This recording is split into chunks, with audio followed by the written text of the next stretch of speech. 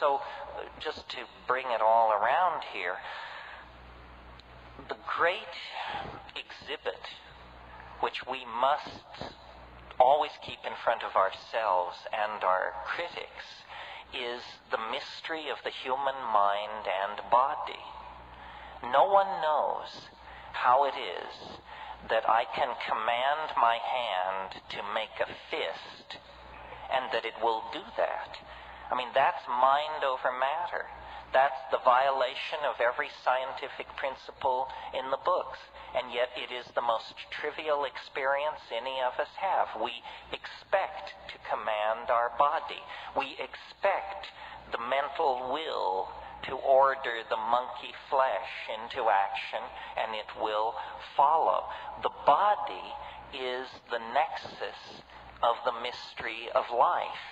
And our culture takes us out of the body and sells our loyalty into political systems, into religions, into inanimate objects and machines, collections, so forth and so on.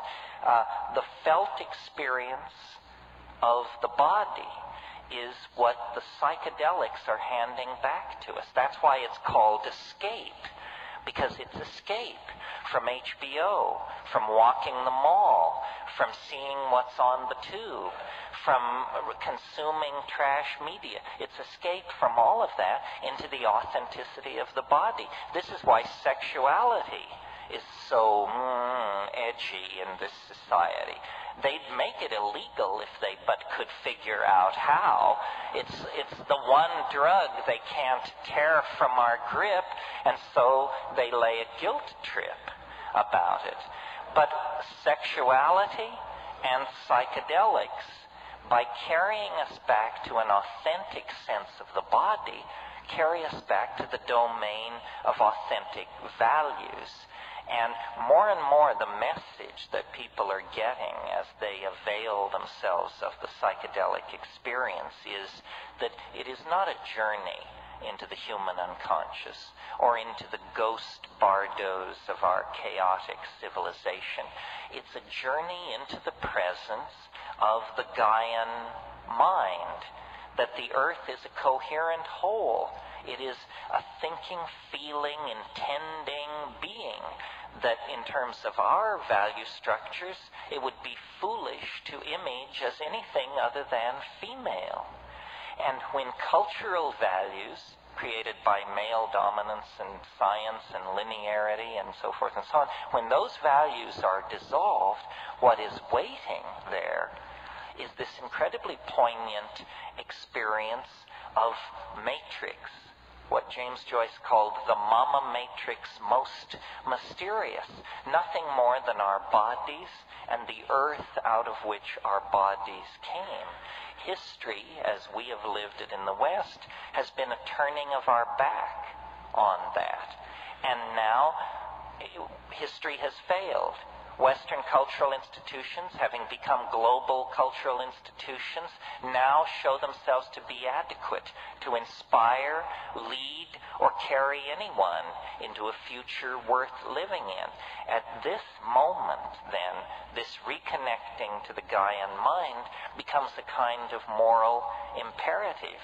So this whole drug issue is not an issue even about criminal syndicates or about untaxed billions or about the mental health of our youth or any of that malarkey. I mean, my God, the most destructive drugs known to the species are peddled on every street corner without restriction. The real issue is what kind of mental worlds shall people inhabit? What kinds of hope shall be permitted? What kind of value systems shall be allowed? And the value systems that aggrandize the possession of things, the tearing up of the earth, competition, classism, racism, sexism, have led us to the brink of catastrophe. Now, I think we have to abandon Western cultural values and return to the deeper wisdom of the body in connection with the plants. That's the seamless web that leads us back into the heart of nature.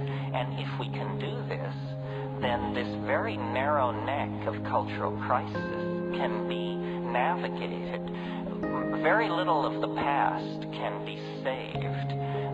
The architectonics, the machines, the systems of monetary exchange and propaganda, the silly religions, the asinine aesthetic canons, very little of that can be saved. But what can be saved is the sense of love and caring and mutuality that we all put into and take from the human enterprise.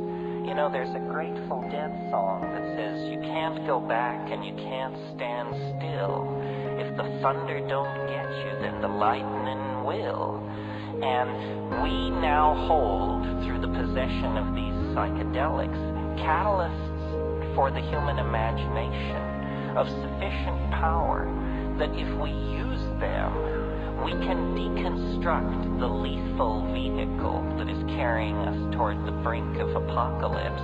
We can deconstruct that vehicle and redesign it into a kind of starship that would carry us and our children out into the broad, starry galaxy we know to be waiting us. But it's a cultural test. Nature is pitiless. Intelligence is a grand experiment upon which a great deal has been risked. But if it proves inadequate, nature will cover it over with the same kind of cool impunity that she covered over the dinosaurs and the trilobites and the crossopterygian fishes and all those other folks who came before. So what we must do, I think, is see our future in the imagination, catalyze the imagination, form symbiotic relationships with the plants, affirm archaic values, and spread the good news that what is out of control, what is in fact dying, is a world that had become too top-heavy with its own hubris, too bent by its own false value systems, and too dehumanized to care about what happened to its own children. So I say, good riddance to it. Bring on the archaic revival, and let's create a new world. That's it.